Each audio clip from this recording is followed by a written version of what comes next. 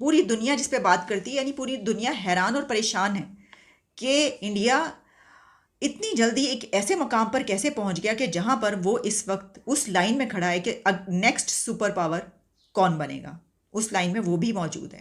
India के जो से बंदों का नाम लेके कॉल सेंटर के अंदर हमने अपना काम शुरू किया हुआ है कि भाई मेरा नाम जो है ना अहमद नहीं है, मेरा नाम तो देव है।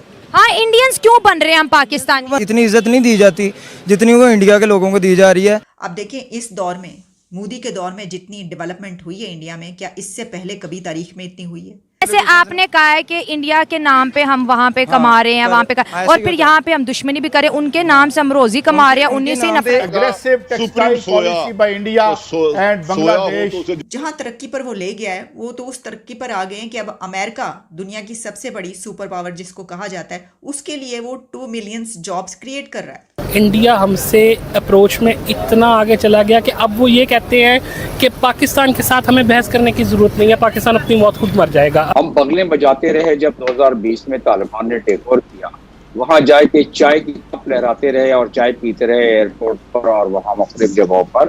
खबरें कभी दुनिया के किसी खित्ते से नहीं आती जिस तरह कभी कभी चाइना से आती हैं, और वो ये है कि चाइना के जो फॉरेन मिनिस्टर हैं किन गैंग, वो पिछले 3 हफ्ते से गायब हैं। यानी हर कोई लपका चला आ रहा है, लपक लपक के जो है वो उस तरफ जा रहे हैं, इंडिया की तरफ और मोदी की तरफ। अर्जेंटीना ने मंगलवार को अपने द्विपक्षीय रक्षा औद्योगिक सहयोग को बढ़ाने का फैसला किया है। साथ ही दक्षिण अमेरिकी देश को तेजस लड़ाकू jet, BrahMos, supersonic cruise missile और अन्य सैन्य हार्डवेयर निर्यात करने की संभावना पर भी चर्चा हुई। रक्षा मंत्री राजनाथ सिंह ने रक्षा औद्योगिक साझेदारी को बढ़ाने के उपायों सहित चल रही रक्षा सहयोग पहलों पर चर्चा करने के लिए अपने दौरे पर आए अर्जेंटीना के समकक्ष जॉर्ज एनरिक ताइना के साथ प्रतिनिधि मंडल स्तर की वार्ता की।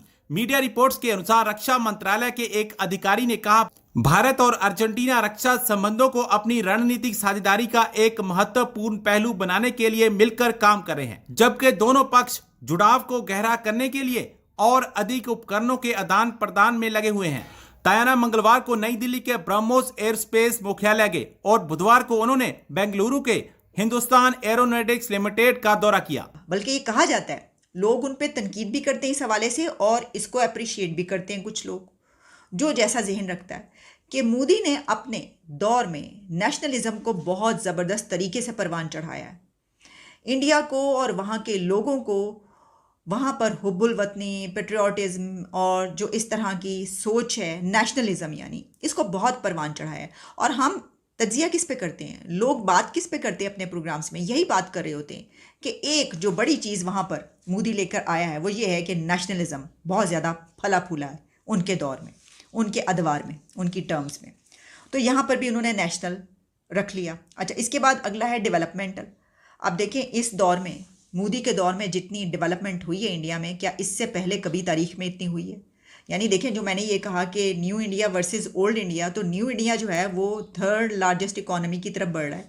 बल्कि यहाँ तक कि वो डेट्स भी दे दी गई हैं, फिक्स कर दी गई हैं कि 5th लार्जेस्ट इकोनॉमी तो बन चुका यूके को पीछे छोड़ के, तो 3rd इस सन में बनेगा और फिर उसके बाद इसको रिप्लेस करेगा और फिर अमेरिका तक की बात की गई कि उसको कब पीछे छोड़ेगा। तो जो डेवलपमेंट है वो तो अनप्रेसिडेंटेड है।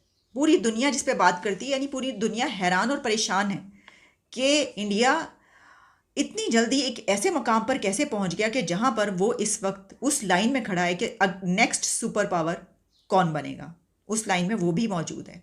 तीसरी बड़ी ताकत उसको कहा जा रहा है और चाइना के साथ उसका कंपटीशन है, और अब तो सबसे ज़्यादा पॉपुलेशन होने की बिना पर और भी उसका चांस बढ़ गया है।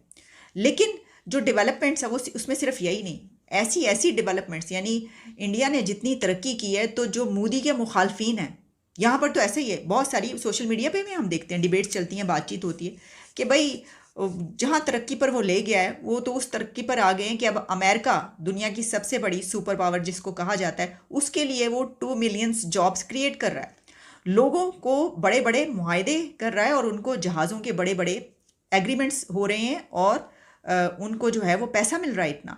यानी दुनिया की जितनी बड़ी ताकतें हैं और जितने बड़े कंट्रीज़ हैं, अमेरिका, अफ्रीका और यूरोपियन कंट्रीज़, उनकी कोशिश ही होती है कि वो अपनी जो बिज़नेस है वो उस मंडी में ले जाएं। इंडिया ले जाएं और वहाँ से जो है किसी भी तरीके से उनको बिजनेस मिल जाए।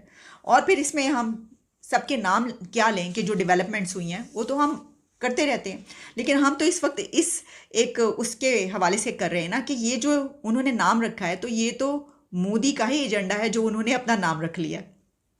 तो डेवलपमेंटल इस हवाले से अब इंक्लूसिव जो है, तो देखिए इंक्लूसिव पे तफरीक पाई जाती है, यानी ये कि लोग ये कहते हैं, एक परसेप्शन ये भी है या एक बात ये की जाती है कि जो मुसलमान हैं वो उनको पसंद नहीं करते या उनकी जो पार्टी है उसको पसंद नहीं करते। लेकिन हमने ये देखा कि अभी कुछ अर्सा पहले जो गुजरात में इलेक्शन हुआ वहाँ पर मोदी जीत गया बड़े मार्जिन से, और वहाँ पर कहा गया कि मुसलमानों का वोट भी नरेंद्र मोदी को पड़ा है। तो सब हैरान रह गए कि ये तो ये कहा जाता है कि जनाब मुसलमान खिलाफ है, तो ये तो मुसलमानों का वोट भी नरेंद्र मोदी को पड़ा है। ये भी बात अपनी जगह पर है, लेकिन ये जो अलायंस बना है तो राहुल पायन तुसी मोदी दा एजेंडा चुक लेता है और चुरा लिया, तुसी चुरा लेता है अपने मुखालिफ नरेंद्र मोदी दा एजेंडा एक ही किया तुसी। लेकिन मसला ये है राहुल पायन कि हुण तानू कम बड़ा करना पैना है, क्योंकि अगर राहुल गांधी और उनकी पार्टी जीत जाती है, फर्ज कह सकते हैं कि जी हमें क्या पता कि कौन जीतेगा, क्योंकि जैसा मैंने आपको बताया, खैर इसके ऊपर भी हम प्रोग्राम के एंड तक जाते जाते कोई बात करेंगे, जो मेरा अंदाज़ा बताऊंगी। लेकिन इसमें ये जो एजेंडा है नेशनल डेवलपमेंटल, ये तो हो गया, ये तो करके दिखा दिया मोदी ने, जिसके ऊपर तालियां बज रही हैं पूरी दुनिया में। एलोन मस्क ये कह रहा है कि उनके मुल्क में मैंने जाना है, मैं तो फ़ैन हूँ। ऑस्ट्रेलियन प्राइम मिनिस्टर कह रहा है you are the boss Modi. और जो बाइडन है वो कह रहे हैं कि मुझे आपका ऑटोग्राफ चाहिए, आप इतने पॉपुलर हैं यहाँ पर, वगैरह वगैरह। यानी हर कोई लपका चला आ रहा है, लपक के जो है वो उस तरफ जा रहे हैं, इंडिया की तरफ और मोदी की तरफ। तो हैं जी, इस वेले में, इस वक्त में आपने ये जो एजेंडा अडॉप्ट किया है तो ये तो हो चुका। LA पासपोर्ट इंडेक्स की रिपोर्ट के मुताबिक इंडिया का पासपोर्ट रैंक इंप्रूव हुआ है, जबकि अगर हम पाकिस्तान की बात करें तो पाकिस्तान का पासपोर्ट वर्स्ट रैंक कर रहा है 4th नंबर पर। तो हम जानेंगे पाकिस्तान की आवाम से राय कि क्या वजूहात है कि इंडिया का जो पासपोर्ट है, इंडिया का जो वर्थ है ग्लोबली, वो हर गुजरते दिन के साथ इंप्रूव हो रही है। लेकिन अगर हम पाकिस्तान की बात करें, इस साल के शुरुआत में पाकिस्तान का जो रैंक था लो लेवल पर था, लेकिन 5th पे था, लेकिन अब 4th नंबर पे आ गया और ये वर्स्ट तरीन रैंक दिया गया है पाकिस्तान के पासपोर्ट को। कॉल सेंटर्स बने हुए हैं अपने पाकिस्तान में भी बने हुए हैं, इंडिया में भी हैं। अब वो इंडिया के जो से बंदों का नाम लेके कॉल सेंटर के अंदर हमने अपना काम शुरू किया हुआ है कि भाई मेरा नाम जो है ना अहमद नहीं है, मेरा नाम तो देव है। हाँ, इंडियंस क्यों बन रहे हैं हम पाकिस्तानी? बन रहे हैं क्योंकि पाकिस्तानियों को इतनी अवेयरनेस नहीं है ना, वहाँ पर इतनी इज्जत नहीं दी जाती जितनी वो इंडिया के लोगों को दी जा रही है। क्योंकि यहाँ पर हर महकमे के अंदर करप्शन है, हर महकमे के अंदर आप देख लें, वापडा के अंदर करप्शन है, पुलिस के अंदर करप्शन है। सिर्फ वाहिद इदारा देख लें कि आप रेंजर्स मिल जाएगी, आपको आर्मी मिल जाएगी, लेकिन उसका नाम भी बदनाम किया हुआ है हमारी जो। नहीं, जैसे आपने कहा है कि इंडिया के नाम पे हम वहाँ पे कमा रहे हैं, वहाँ पे और फिर यहाँ पे हम दुश्मनी भी करें, उनके नाम से हम रोजी कमा रहे हैं, उन्हीं से नफरत। और ऐसे ही तमाम जानकारियों के लिए हमारे वीडियो को लाइक करें, सब्सक्राइब करें और बेल आइकन को दबाना ना भूलें।